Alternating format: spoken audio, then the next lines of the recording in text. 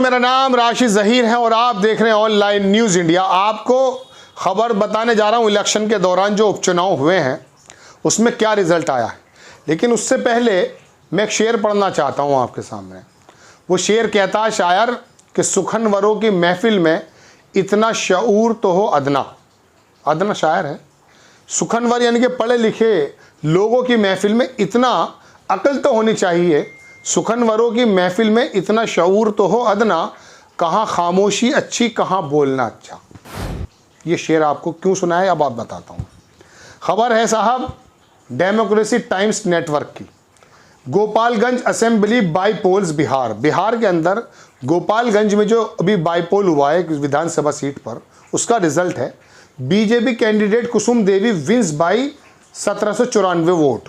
लगभग 1800 वोटों से बीजेपी कैंडिडेट जो है वो जीत गई हैं। आपकी स्क्रीन पर है।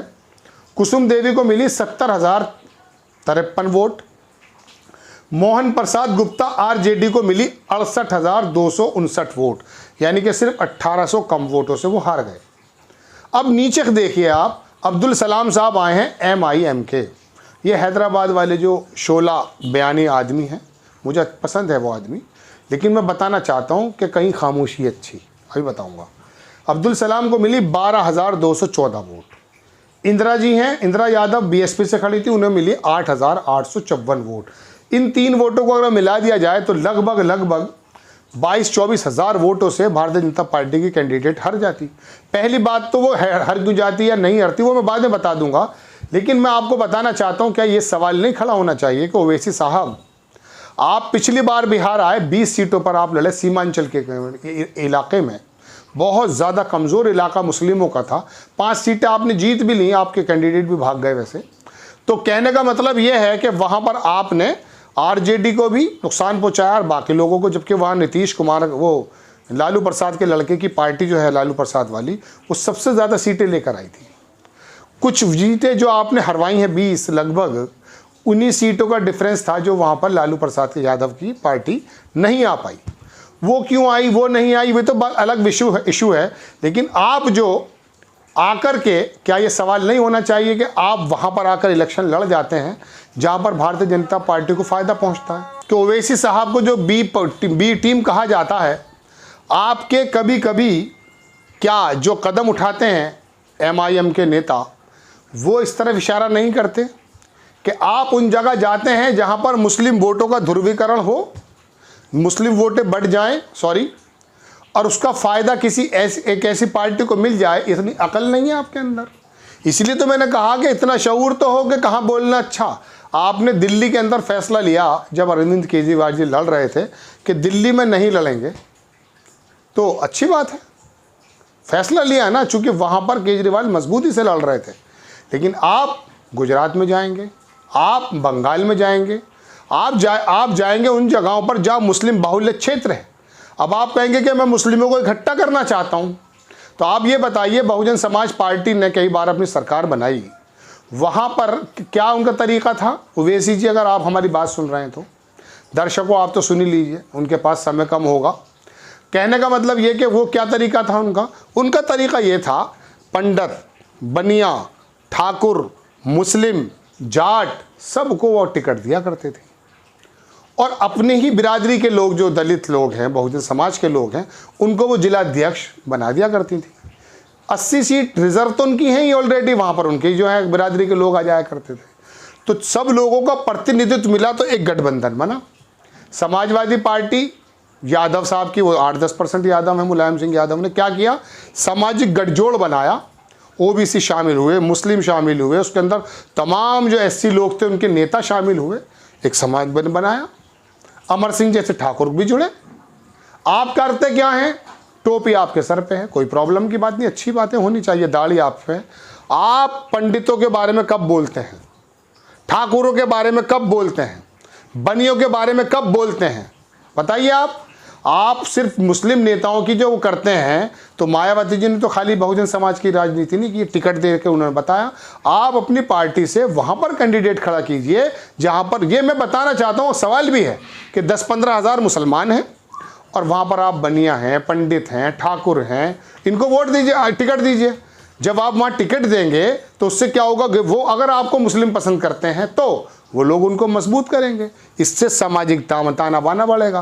लेकिन आप मुस्लिम कैंडिडेट को लड़ाएंगे, मुस्लिम बाहुल्य क्षेत्र में जाएंगे और वहाँ पर समाजवादी और राजद भी और मुस्लिम और ये तमाम पे बटेंगे, और फिर होगा क्या? होगा यूँ कि फिर भारतीय जनता पार्टी जीत जाएगी। अब मैं गुजरात पर आता हूँ। गुजरात के 2017 के इलेक्शन देखिए दर्शकों आप, वहाँ पर हर बार भारतीय जनता पार्टी का सीट घटी है। 127 सबसे ज़्यादा मिली थी 2002 के बाद। उसके बाद क्या हुआ? उसके बाद ये हुआ कि 99 पर आकर रुक गई और कांग्रेस ने बड़ा मजबूत लड़ा। 15 सीटें वो ऐसी बहुजन समाज पार्टी और एनसीपी उनकी वजह से हारी, जिसकी वजह से वहाँ पर कांग्रेस सरकार बनाते बनाते रुक गई थी। सूरत के अंदर वो सीटें निकल आई थी। अब ये भी नहीं होना चाहिए साहब, क्या बाहर दूसरी पार्टी लड़े ना, आपकी एक रणनीति होनी चाहिए, आप रणनीति पैदा करें ना। अब कांग्रेस ने शिवसेना के साथ वहाँ पर रणनीति बनाई है महाराष्ट्र में। भारतीय जनता पार्टी सबसे बड़ा दल होने के बाद उनको हटा दिया उन्होंने। अगर भारतीय जनता पार्टी को हटाना है, अब बात चलती है कि साहब भारतीय जनता पार्टी को ही क्यों हटाना है, उसने ऐसा क्या कर दिया है? तो उसको इसलिए मत हटाइए कि साहब वो जो है किसी तरीके से जो है ना तुष्टीकरण कर रही है ना, इसलिए हटाइए कि साहब हमारी अर्थव्यवस्था के मोर्चे पर भारतीय जनता पार्टी फेल हो गई है। मंदिर मस्जिद वाले एजेंडे पे उनके साथ आप खेलने की कोशिश क्यों करते हैं? एक बॉल में छक्का मार के बाहर कर देंगे मोदी जी आपको, और आप आएंगे नहीं। तो ये वाली जो प्लानिंग आपकी है पर्दे के पीछे कुछ है। दूसरी बात, आप हिंदुस्तान में देखिए जितने भी थोड़े थोड़े लोग थे किसी भी तरीके से वो मजबूत हो गए थे, उनको किस तरह से सफाया किया जा रहा है। आवाज़ उठाने वाले संस्थान बंद कर दिए गए हैं। आपके संस्थान में हैदराबाद में कहीं कोई आपत्ति नहीं होती है, और टीवी चैनल्स वाले आपकी टीआरपी में यूं हैं चूंकि उन्होंने कर रखा है। आपके पीछे प्रतिनिधित्व नहीं है मुसलमान वोटों का।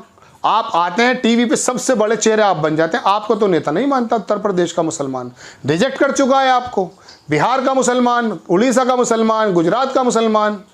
आप बिला वजह ये काम क्यों करते हैं? आप जाइए, आप जाकर के अपने संगठन वहाँ तैयार कीजिए और अपने कैंडिडेट्स को जो नॉन मुस्लिम है उनको लगाइए, तब समझ में आएगी बात, वरना रिजल्ट यही निकलेगा। दर्शकों, समझने की ज़रूरत है। अगर आपको नीतियों के एतबार से, रोज़गार के घटते हुए अवसर के एतबार से, भारत की अर्थव्यवस्था खराब होते एतबार से किसी पार्टी विशेष को बदलना है, तो ये जो हिंदू मुस्लिम वाला मामला फैला रहे इनको तो दरकिनार करेंगे। मैं सलाम करूंगा उस विशेष संप्रदाय के लोगों को जिन्होंने आज तक सन 43 से लेकर आज तक इस्लाम के नाम पे कोई पार्टी बनी है, अगर है, चाहे वो शहाबुद्दीन की हो, चाहे मुस्लिम लीग हो, कोई भी हो, उसको सींचा नहीं है, दरकिनार कर दिया है। कांग्रेस की तरफ गए हैं, जनता दल की तरफ गए हैं, राजद की तरफ गए हैं, ममता की तरफ गए हैं, स्टालिन की तरफ गए हैं, सब जगह गए हैं।